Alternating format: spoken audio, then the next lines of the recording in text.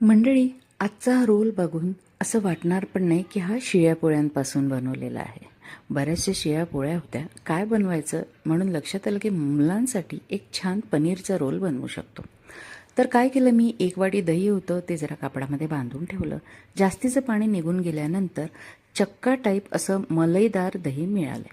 त्यामध्येच कसुरी मेथी घातली, kitchen king मसाला, चाट मसाला, मीठ, हळद आणि लाल मिरची पावडर.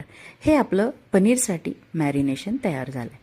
पनीरचे तुकडे हे या सगळ्या मॅरिनेशनमध्ये घोळवून घेतले आणि पॅनमध्ये थोडंसं तेल घालून मी हे भाजून घेतले. तेलच्या ऐवजी तुम्ही बटर पण वापरू शकता. आणि त्यानंतर हे भाजून झालं की यामध्ये आपल्याला आता टोमॅटो घालायचं आहे. थोडंसं भाजल्या गेल्यानंतर टोमॅटो घातला तरीही चालतो आहे.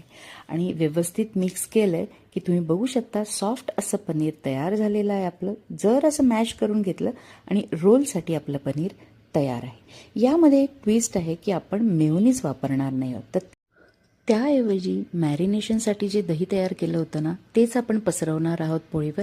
त्यावर चटणी पसरवायची आहे आणि त्यानंतर मग पनीर पसरवलं की कांद्याचे स्लाईस, सिमला मिरचीचे तुकडे आणि टोमॅटो सॉस घालून रोल करून घ्या आणि व्यवस्थित दोन्ही बाजूने तव्यावर बटर लावून भाजून घ्या. आता हे चटपटीत बिना मेयोनीज वापरता बनवलेले शिळ्या पोळीचे रोल तुम्हाला कसे वाटले हे कमेंट करून नक्कीच सांगा. Thank you very much.